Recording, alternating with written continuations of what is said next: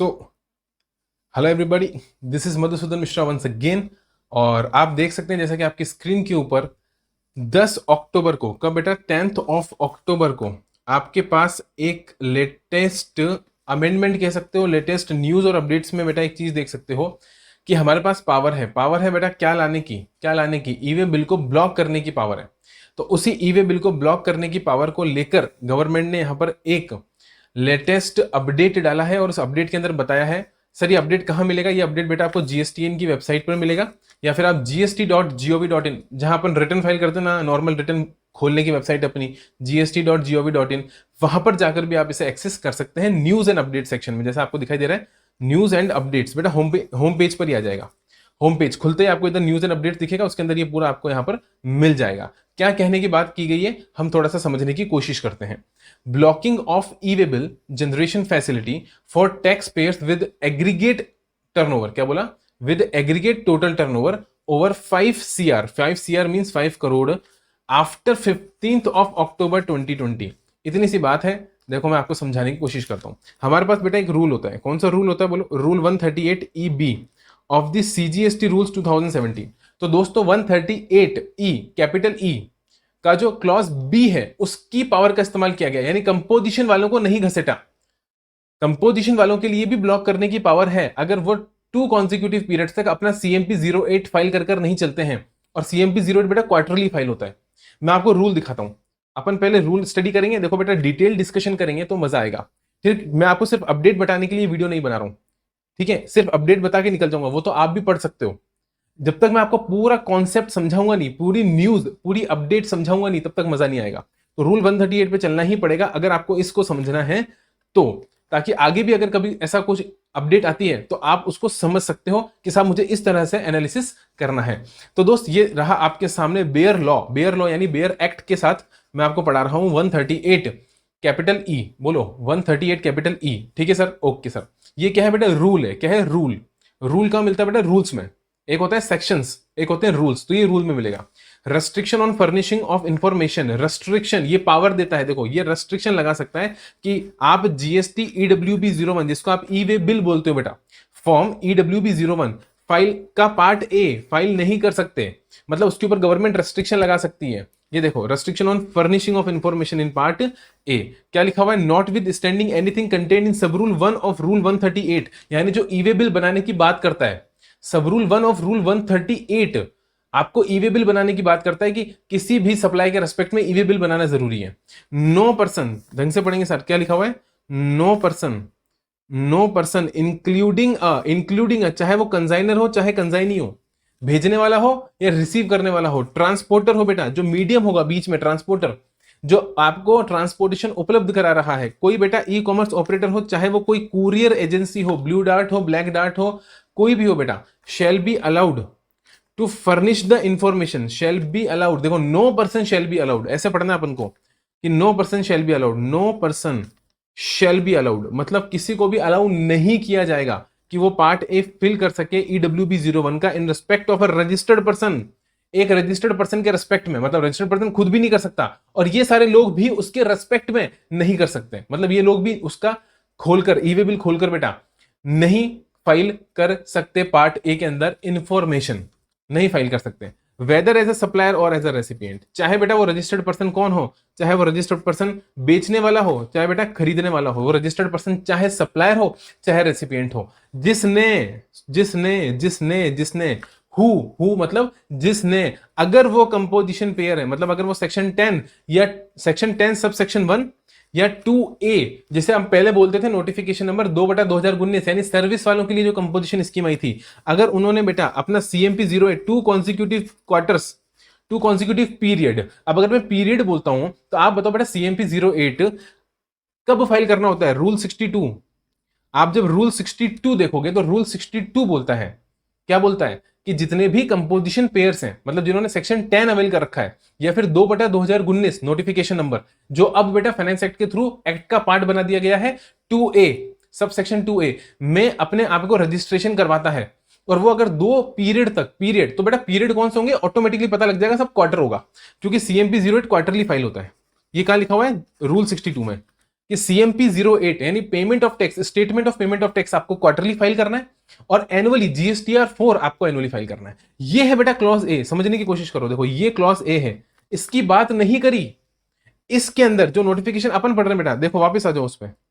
जो नोटिफिकेशन मैं आपको रीड करा रहा हूं वहां पर क्या लिखा हुआ है, देखो वहां पर लिखा हुआ है बी। ये देखो बी लिखा हुआ है बेटा, मैं आपको जूम करके बताता हूं। पढ़ो क्या लिखा है, 138EB।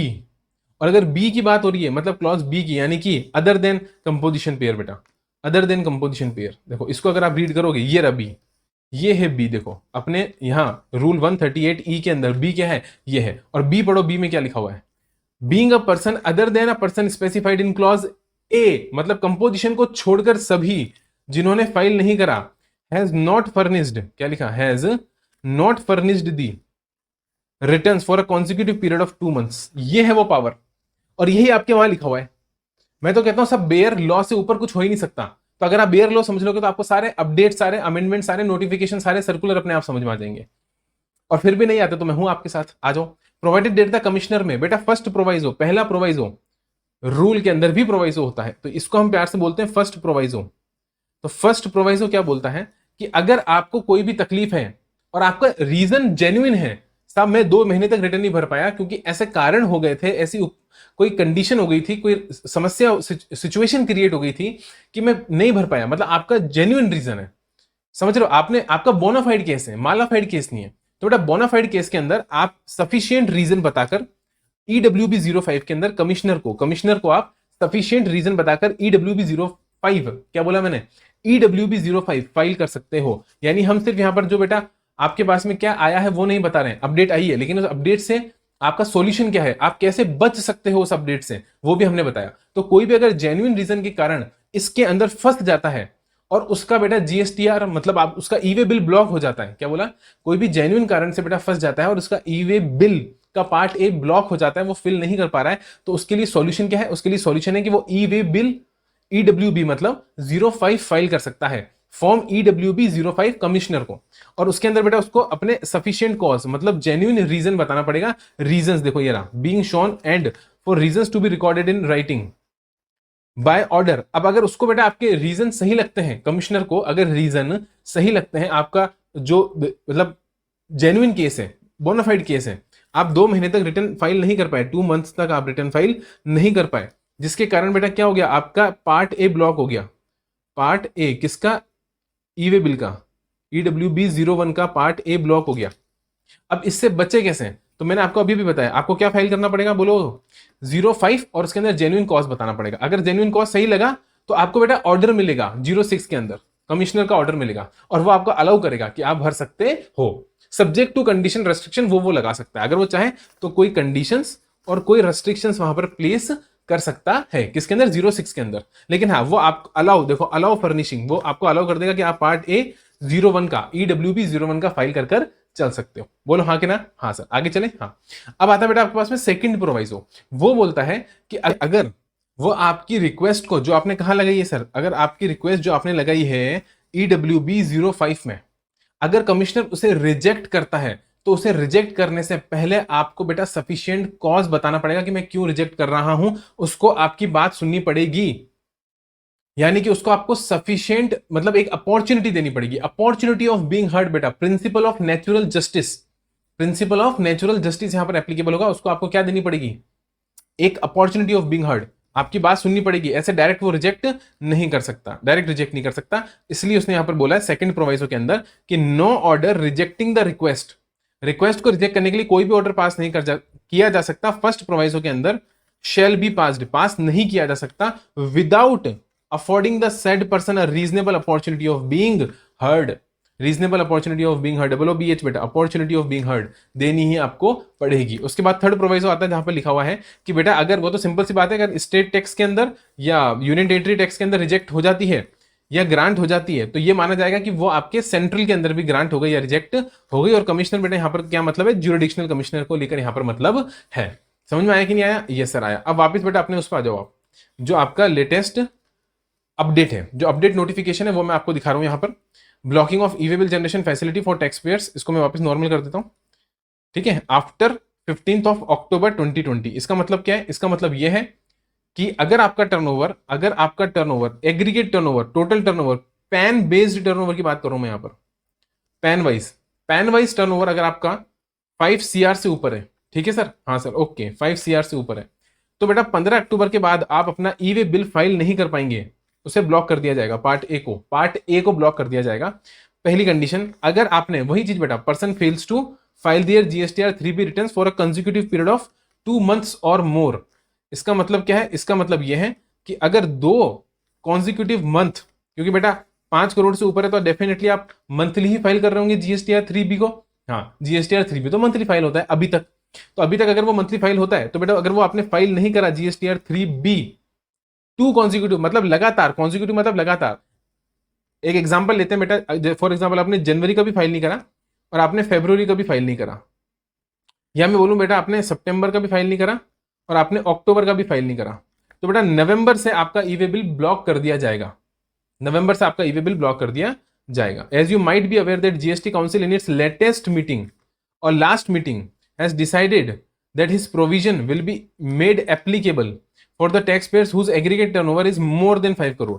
तो बेटा ये सिर्फ और सिर्फ उनके ऊपर एप्लीकेबल है, क्या बोला, सिर्फ और सिर्फ उनके ऊपर एप्लीकेबल है जिनका एग्रीगेट टर्नओवर 5 करोड़ से ऊपर है। तो दोस्तों आई होप आपको कॉन्सेप्ट समझ में आ रहा है, सिर्फ 5 करोड़ से ऊपर वालों पर एप्लीकेबल है, जिनका एग्रीगेट टर्नओवर 5 करोड़ से नीचे है उसके ऊपर बिल्कुल भी एप्लीकेबल नहीं है। और तीसरा पॉइंट है, thus if the GSTN associated with the respective PAN has failed to file their GSTR 3B for 2 or more tax periods up to the month of tax period of अगस्त, मतलब बेटा अगस्त तक, यानी आप पहले से ही गड़बड़ करके अगर बैठे हो, मतलब ये कि आपने जुलाई का भी फाइल नहीं करा बेटा और अगस्त का भी फाइल नहीं करा, या कोई से भी 2 महीने बेटा इससे पहले आपने कॉन्जिक्यूटिवली फाइल नहीं करे, तो बेटा उनकी their e way bill generation facility will be blocked on the e way bill portal. E way bill portal पर उनकी फैसिलिटी ब्लॉक कर दी जाएगी। Please note that e way bill generation facility चाहे वो कंजाइनर ट्रांसपोर्टर ब्लॉक सबके लिए कर दी जाएगी आफ्टर 15 अक्टूबर। यानी अगर आपने अगस्त तक के पीरियड के अंदर इन्हीं भी 2 कॉन्जिक्यूटिव पीरियड्स के रिटर्न फाइल नहीं करे हैं तो इस 15 अक्टूबर से आपकी E way bill generation facility block कर दी जाएगी। मेरी बात समझ में आ रही है नहीं आ रही है? बोलो, समझ में आ रहा है? यस। आगे क्या बोल रहा है? To avail the continuous e way bill generation, बेटा टाइम से आप अपना इमीडिएटली आप अपना 3B फाइल कर दीजिए, जिन भी पीरियड्स का पेंडिंग है उस पीरियड्स का ई वे बिल आप फाइल करके चलिए फटाफट। और यही बात बोला हुआ बेटा इसके अंदर इग्नोर कर दीजिए अगर आपने ऑलरेडी फाइल कर रखा है। अगर आपका एग्रीगेट टर्नओवर 5 करोड़ से नीचे है या आप ई वे बिल पोर्टल पर रजिस्टर्ड ही नहीं है तो फिर बनाओगे क्या? फिर क्या ब्लॉक करेंगे? जब आप हो ही नहीं तो ब्लॉक क्या करेंगे? ठीक है, तो 3 बातें इन्होंने यहां पर बोली। अपन ने पूरा रूल 138 कैपिटल ई यहां पर समझा और मैंने आपको बताया कि उसका जो बेटा क्लॉज बी है उसके अंदर दूसरे लोगों की बात करिए कंपोजिशन को छोड़कर, तो दूसरे लोगों में कौन आते हैं? जो कंपोजिशन में नहीं आते हैं, कंपोजिशन वालों पे नहीं लगेगा। ठीक है, ओके। अब जो दूसरे लोग हैं उन्होंने अगर जीएसटीआर 3B फाइल नहीं करा, कौन से लोग? जिनका टर्नओवर, कौन सा टर्नओवर? एग्रीगेट टर्नओवर 5 करोड़ से ऊपर है और उन्होंने अगस्त तक के पीरियड तक, अगस्त तक मतलब ये जो अभी क्या चल रहा है? अक्टूबर, बेटा अक्टूबर से पहले अगस्त आया था, हाँ, उस अगस्त तक अगर उन्होंने कोई भी 2 कॉन्जिक्यूटिव मंथ, सर अगस्त तक मतलब आप ले लो जून जुलाई ले लो, तो बेटा अगर जून जुलाई का आपने फाइल नहीं करा 2 महीने लगातार, तो इस 15 अक्टूबर से आपके ई वे बिल क्रिएशन फैसिलिटी को क्या कर दिया जाएगा? ब्लॉक कर दिया जाएगा। बस इतनी सी बात यहां पर लिखी हुई है। जल्द से जल्द अपने प्रीवियस रिटर्न्स जो आपने फाइल नहीं करे हैं वो फाइल कर लीजिए ताकि आपकी फैसिलिटी अनलॉक कर दी जाए। इसी तरीके की जीएसटी अपडेट्स बेटा आपको मिलती रहेंगी इस चैनल के ऊपर। आपको कुछ भी नहीं करना है, सिर्फ और सिर्फ चैनल को सब्सक्राइब करना है। इसके लिए कोई फीस नहीं लगेगी, कोई पैसे नहीं लगेंगे, सिर्फ नीचे जो रेड बटन दे रखा है उसे आपने प्रेस करना है और आपका चैनल सब्सक्राइब हो जाएगा। और अगर आपको फ्रीक्वेंट नोटिफिकेशन चाहिए बेटा, सबसे पहले नोटिफिकेशन चाहिए, तो आप बेल आइकन को भी प्रेस कर दो और कुछ भी नहीं करना है। ठीक है, तो दोस्त मैं आपके साथ जुड़ा रहूंगा, हमेशा आपको अपडेट्स बताता रहूंगा और इस चैनल सब्सक्राइब करना ना भूलें और इस तरीके की अपडेट्स आपको यहां पर मिलती रहेगी। Bye bye.